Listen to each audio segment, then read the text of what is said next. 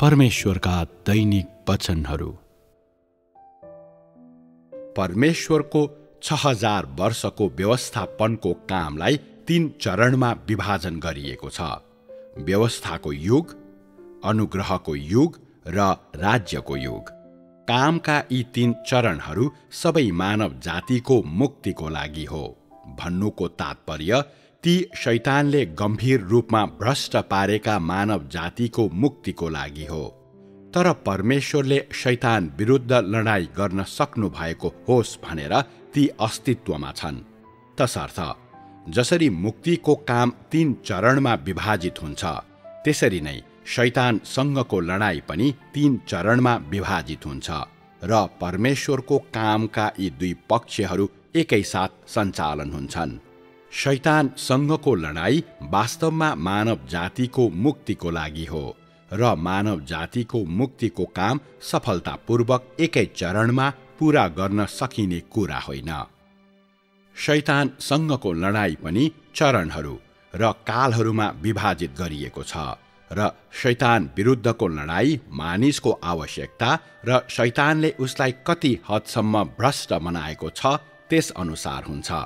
सायद जसरी 2 सेनाले एक अर्कोसँग लड्छ, त्यसरी यो लडाईँमा परमेश्वरले शैतान विरुद्ध हतियार उठाउनुहुने छ भनी मानिसले आफ्नो कल्पनामा विश्वास गर्छ।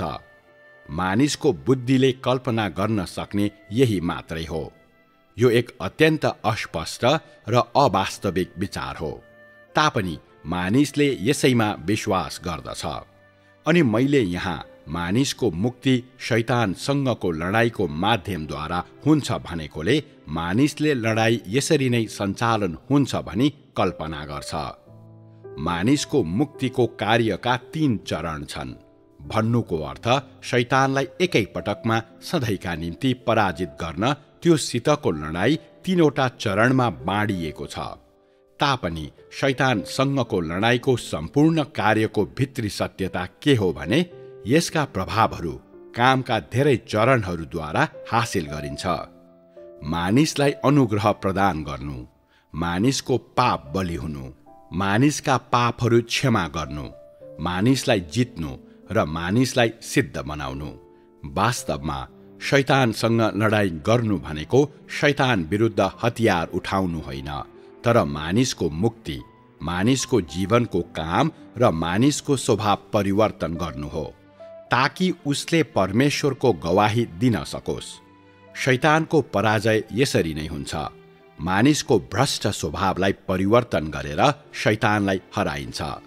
जब शैतान पराजित भएको हुन्छ, अर्थात् जब मानिसले पूर्ण रूपमा मुक्ति पाएको हुन्छ, तब अपमानित भएको शैतान पूर्ण रूपमा बन्धनमा हुनेछ र यस प्रकार मानिसले पूर्ण रूपमा मुक्ति पाएको हुनेछ।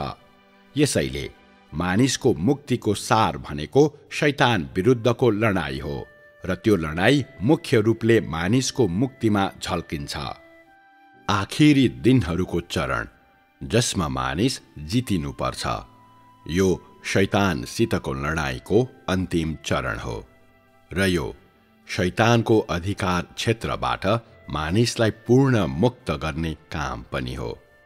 मानिसको विजयको भित्री अर्थ शैतानको मूर्त रूपलाई मानिस जसलाई शैतानले भ्रष्ट पारेको छ उसको विजयपछि सृष्टिकर्ता कहाँ फर्काएर ल्याउनु हो, जसद्वारा उसले शैतानलाई त्याग्नेछ र पूर्ण रूपमा परमेश्वरमा फर्कन्छ।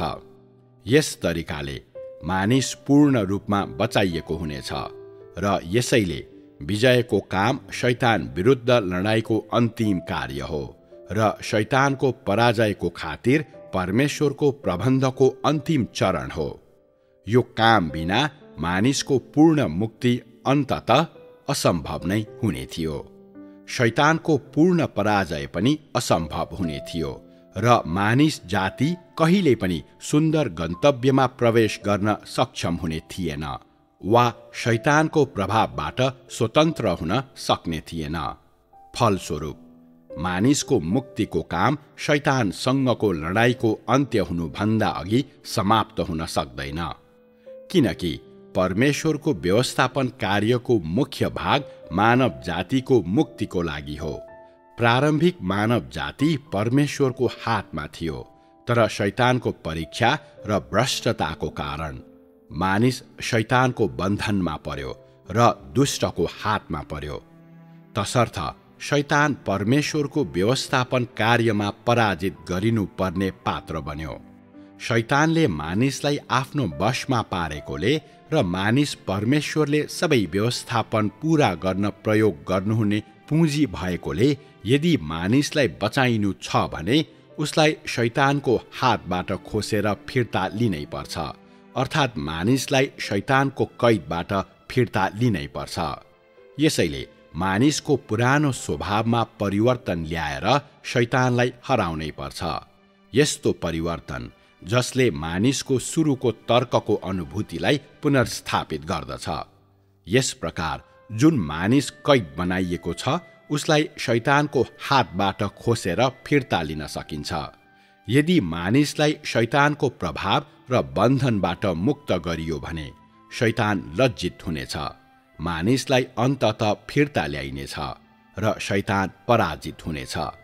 मानिस शैतानको अन्धकारको प्रभावबाट स्वतन्त्र भएकोले गर्दा मानिस यो पुरै लडाईँको लुटको सामान बन्छ र लडाईँ समाप्त भएपछि शैतान दण्ड दिनुपर्ने पात्र बन्छ। त्यसपछि मानव जातिको मुक्तिको सम्पूर्ण काम पूरा भएको हुनेछ।